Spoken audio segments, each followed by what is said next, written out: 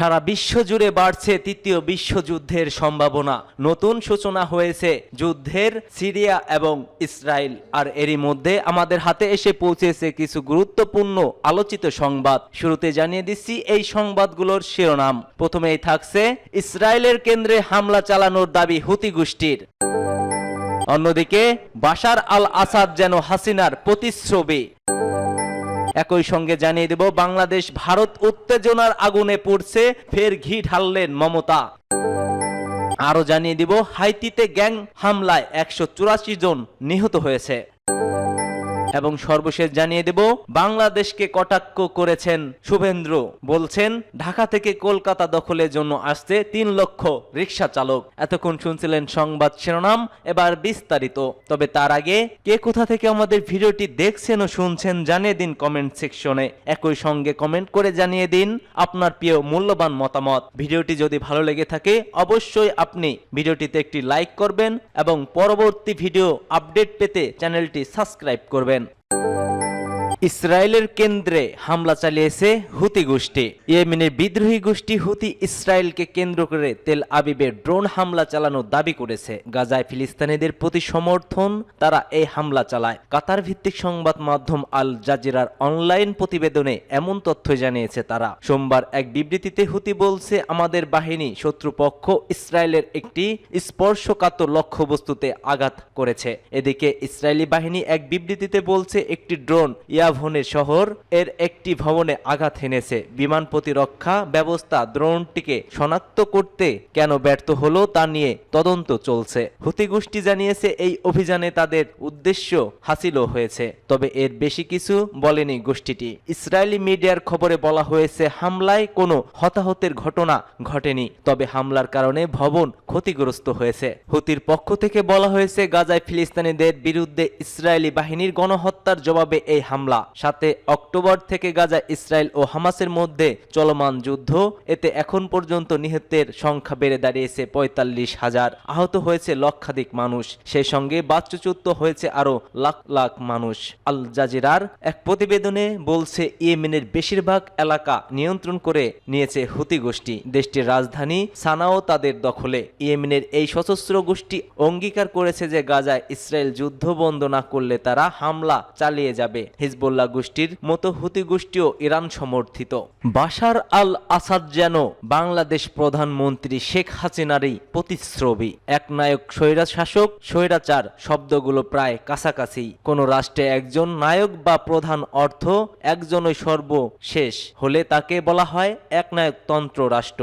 এক্ষেত্রে রাশিয়ার president Vladimir Putin ও সিরিয়ার পলাতক প্রেসিডেন্ট বাশার আল আসাদের মিল লক্ষ্য করা যায়। বাংলাদেশের সাবেক প্রধানমন্ত্রী শেখ হাসিনা ও শ্রীলঙ্কার সাবেক প্রেসিডেন্ট গোতাবায়া রাজাপাকসেও একনায়ক বা স্বৈরাচারী শাসন ব্যবস্থা প্রবর্তন করেছিলেন। হাসিনা গোতাবায়া ও বাশারের মধ্যে মিলও হচ্ছে। 3 জনই বিদ্রোহের মুখে দেশ ছেড়ে পালিয়েছেন। যুগে যুগে সময়ের প্রয়োজনে বহু দেশে একনায়ক বা স্বৈরশাসকের তাদের স্বেচ্ছাচারী আচরণ সহ্য করতে না পেরে পরে ক্ষমতা থেকে টেনে হিঁচড়ে নামিয়েছেন জনগণ। তারই অংশ এবার হিসেবে বাশার আল আসাদের পতন হলো। মাত্র 12 দিনের বিদ্রোহের মুখে বিদ্রোহী গোষ্ঠী হায়াত তাহরের আল সামের নেতৃত্বে পরাজিত হয়ে বাশার নিজের দেশ ছেড়েছে, পালিয়েছেন ভ্লাদিমির পুতিনের দেশে। সিরিয়ার ঘটনার সঙ্গে সবচেয়ে ভালো তুলনা করা যায় বাংলাদেশ শেখ হাসিনা সরকারের পতন। টানা 15 বছর দেশে অপরাধ নেই যা করেনি স্বৈরাচারী হাসিনা সরকার। বিরোধী শনাক্তে শক্তিকে দমনের জন্য রাজনৈতিক মামলা, জেল জুলুম, আয়নাঘর বন্দি করে নির্যাতন, ব্যাংক লুট, চাঁদাবাজি, বিডিআর সদস্যদের নির্মমভাবে হত্যা, ইন্টারনেট বন্ধ করে দিয়ে গোটা জাতিকে অন্ধকারে ফেলে দেয়া এই আওয়ামী লীগ। ছাত্রদের আন্দোলন থামানোর জন্যই কারফিউ জারি করে গণহত্যা করেছিল এই আওয়ামী লীগ দলটি। তেমনি প্রতিচ্ছবিতে মিল পেয়েছে বাশার আল আসাদের। একই নির্মম পরিস্থিতিতে দুজনেই দেশ ছেড়ে পালিয়েছেন। বাংলাদেশ ভারত উত্তেজনার আগুনে ফের ঘি ঢেলে দিয়েছেন মমতা। আপনাদের যদি অশুভ ইচ্ছা থাকে তাহলে আমরাও বলবো, আমাদের নবাবের এলাকা বাংলা, বিহার ও উড়িষ্যা আমরা দাবি করব। আগরতলায় বাংলাদেশ সরকারি হাই কমিশনারের কঠোর ইহুদিবাদীদের হামলার প্রতিবাদে গত ৪ ডিসেম্বর জাতীয় প্রেস ক্লাবের সামনে আয়োজিত এক সমাবেশে একথা বলেছেন বিএনপির সিনিয়র যুগ্ম মহাসচিব রুহুল কবির রিজভী। এই বক্তব্য শুনে তেলে বেগুনে জ্বলে উঠেছেন পশ্চিমবঙ্গের মুখ্যমন্ত্রী মমতা বন্দ্যোপাধ্যায়। রাজ্যের বিধানসভায় নিজের বক্তব্যের সময় রিজভীর মন্তব্যের প্রসঙ্গ টেনেছেন তিনি। বিএনপির শীর্ষ নেতার নাম মুখে না এনেই মমতা বলছে, তারা কেউ কেউ বলছে বিহার দখল করব, আবার বলছে উড়িষ্যা দখল করব। আমি বলি, ভাই ভালো থাকবেন, সুস্থ থাকবেন, সুন্দর থাকবেন, কিন্তু এত বাড়াবাড়ি হিম্মত আপনাদের কেন? কারো নেই যে বাংলা, বিহার, উড়িষ্যা সব নিয়ে নেবেন আর আমরা বসে বসে শুধু ললিপপ খাবো। গত 5 আগস্ট আওয়ামী লীগ সরকারের পতনের পর শান্তি সংযমের বার্তা দিলেও হঠাৎ বাংলাদেশ ইস্যুতে উচ্চবাচ্য করেছেন পশ্চিমবঙ্গের মুখ্যমন্ত্রী। সম্প্রতি এক বক্তব্যে বাংলাদেশে শান্তিরক্ষী বাহিনী পাঠাতে ভারত সরকারকে জাতিসংঘের সঙ্গে আলোচনারও পরামর্শ দিয়েছেন তিনি। পরে নিজের দেশেই বেফাঁস এই মন্তব্যের জন্য কথা শুনতে হয়েছে তাকে। ভারতীয় কংগ্রেসের সিনিয়র নেতা এবং দেশটির সাবেক পররাষ্ট্রমন্ত্রী শশী থারুর সরাসরি তাকে উদ্দেশ্য করে বলেছিলেন, জাতিসংঘের শান্তিরক্ষী বাহিনী কোথায় কেন পাঠানো হয় সে বিষয়ে মমতা আদৌ জানাশোনা আছে কিনা সেটা নিয়ে তার সন্দেহ আছে।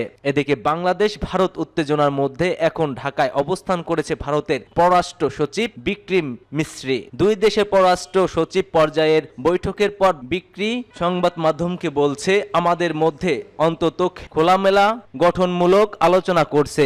আমি জোর দিয়েই বলছি যে ভারত বাংলাদেশের সঙ্গে একটি ইতিবাচক গঠনমূলক এবং পারস্পরিক স্বার্থ সংশ্লিষ্ট সম্পর্ক চায়। আমরা সবসময় অতীতেও দেখেছি এবং আমরা ভবিষ্যতেও এই সম্পর্কে একটি জনকেন্দ্রিক এবং জনমুখী সম্পর্কে হিসেব দেখব, যে সম্পর্কে কেন্দ্রে থাকলে সকল মানুষেরই কল্যাণ হবে। হাইতিতে গ্যাং হামলায় 184 জন নিহত। হাইতির রাজধানী পোর্ট অব প্রিন্সের সিটে সোলেইলি বসতি চালানো গ্যাং হামলায় 2 দিনে কমপক্ষে 184 জন নিহত হয়েছেন। একজন গ্যাং নেতা তার সন্তানকে মন্ত্রবাণে অসুস্থ করার অভিযোগে তুলে গ্যাংস্টারের সদস্যরা বস্তিটির বৃদ্ধিদের উপর হামলা চালিয়েছে। এতে ওই হতাহতের ঘটনাটি ঘটেছে। দেশটির মানব অধিকার সংস্থা ও জাতিসংঘ জানিয়েছে, নিহতদের অধিকাংশেরই বয়স 60 বছর বা তার বেশি এবং বেশিরভাগই লাশ পুড়িয়ে দেওয়া হয়েছে। সেই সঙ্গে এ নিয়ে দেশটিতে চলছিল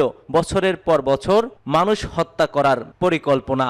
মিকানো নামে পরিচিতি ওয়ার্ফ জেরিমি নামক গ্যাংস্টারের নেতা মনেল ফিলিন্সি তার সন্তানের অসুস্থতার পর এই হত্যাযজ্ঞের আদেশ দেন। হাইতি জাতীয় মানব অধিকার প্রতিরক্ষা নেটওয়ার্কের বরাতে রয়টার্স জানিয়েছে, মিকানোর মতে তিনি একজন ভুডু পুরোহিতের কাছ থেকে পরামর্শ নিয়েছিলেন, যিনি ওই এলাকার বৃদ্ধদের বিরুদ্ধে মন্ত্র বলে তার শিশুকে ক্ষতি করার অভিযোগও তুলেছিলেন। ঢাকা থেকে কলকাতায় দখলের জন্য যাচ্ছে 3 লাখ রিকশা চালক, দাবি করছেন শুভেন্দুর। ফের বাংলাদেশকে নিয়ে কটাক্ষ করলেন ভারতের ক্ষমতাসীন বিজেপি নেতা শুভেন্দু অধিকারী। তিনি ব্যঙ্গ করে বলেছেন, আমার কাছে খবর আছে ঢাকা থেকে 3 লাখ হাতে টানা রিকশা রওনা দিয়েছে কলকাতা দখল করার জন্য।